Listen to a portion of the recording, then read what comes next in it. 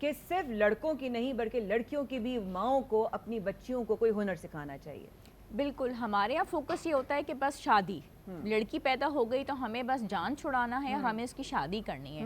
آج کل جو بات ہے وہ یہ ہے کہ سب سے امپورٹنٹ بات یہ ہے کہ ہم اپنی بچیوں کو کوئی بھی ہنر دیں، اور شادی جو ہے وہ تو ایک فرض ہے، آپ کو کرنا ہی ہے۔ بچیاں گھر میں رکھنے کی چیز تو ہے نہیں، اوبویسلی ہم نے ان کو ودا کرنا ہے، لیکن اگر ہم ان کو کوئی ہنر سکھا کے گھر سے رخصت کرتے ہیں تعلیم کے ساتھ میں، تو نہ صرف یہ کہ ان کے کام آئے گا، تا زندگی اس بچی کے کام آئے گا۔ دیکھیں حالات کی کوئی گارنٹی نہیں ہوتی، آپ نے لڑکے کا سارا حدود اربہ معلوم کر لیا، 6 فیکٹریاں، 4 بنگلے، سب کچھ ہے، حالات کا وقت کا کچھ پتہ نہیں ہے، دنیا میں اس وقت کسی چیز کا پتہ نہیں ہے، پاکستان کو آپ کیا رکھتے، وہ ہنر اس بچی کے کام آئے گا ساری زندگی، وقت کا اونچ نیچ کا کچھ پتہ نہیں ہے۔ ایک یہ بہت امپورٹنٹ پوائنٹ ہے، اور دوسری بات یہ کہ ہمارے یہاں جو فوکس ہے وہ یہ ہے کہ بچی نے پرائے گھر جانا ہے، ہم اس کی گرومنگ کے اوپر، اس کی اوپر سب کاؤنسلنگ کے اوپر فوکس کر رہے ہیں، لیکن بیٹے کی کاؤنسلنگ کے اوپر ذرا ہم نے بیٹے کو آسمان پہ چڑھا کے رکھا ہوا ہے۔ ارے بھائی دوسرے کی بچی جب ہم نے اس گھر میں لے کے آنی ہے، بیٹے کی گرومنگ کاؤنسلنگ بہت ضروری ہے کہ تم نے اس بچی کی ضروریات پوری کرنی ہے، تم نے اس بچی کے فرائض پورے کرنے، ورنہ تم اللہ کے آگے جواب دہ ہوگے۔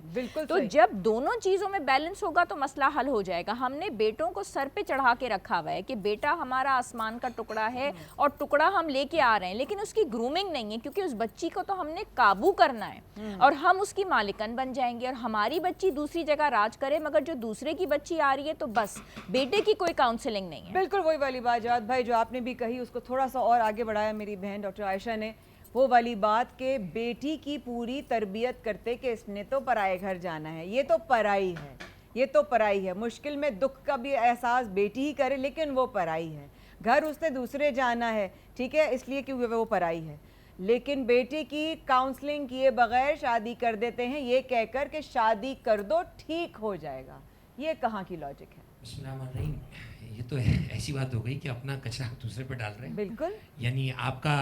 جو ہے وہ برخوردار ٹھیک ہے نہیں، اور آپ چلیں دوسرے کا کام خراب کرنے کے لیے۔ دیکھیں میں یہ سمجھتا ہوں ہونا یہ چاہیے رشتہ ازدواج میں منسلک ہونے سے پہلے کوئی ایسی تربیتی کلاسز ہوں، میرا خیال اس میں کوئی قیامت تو نہیں آ جائے گی، کوئی تربیتی کلاسز ہوں جس میں ان کی مینٹلی پریپریشن کی جائے، ان کو بتایا جائے کہ شادی ایک ایگریمنٹ کا نام ہے، شادی فقط جو ہے وہ جناب ایک اسپیسیفک کسی چیز کا نام نہیں ہے کہ آپ کسی کے ساتھ اٹیچ ہو گئے، بہت ساری چیزوں کا نام ہے۔ اس کے بعد پھر جب آپ معاشرے کو آگے لے کے بڑھیں گے، اور پھر اس میں دیکھیے مجھے ایک اور چیز محسوس ہوتی ہے، وہ جو ان نیسیسری انٹرفیئر ہوتا ہے نا لوگوں کا، وہ بہت زیادہ ہمارے میٹر کرتا ہے، اس سے بچنے کی ضرورت ہے۔ حقوق اپنے استعمال کریں، آپ اپنے رائٹس، ہمارے رائٹس ہی نہیں پتہ، ہمارے یہاں میں نکرامہ فل کرانے لے جاتا ہوں، بس لڑکی سے لیا وہاں سائن کرا لیا، دلہن کی دستخط، اسے پتہ نہیں فارم میں لکھا کیا، پڑھو تو صحیح، وہ جو خالائیں پھوپھیاں گھیرے کھڑی ہوتی ہیں نا اس کو اپنے حصار میں اغوا کر کر وہ پڑھ نہیں دیتی اسے،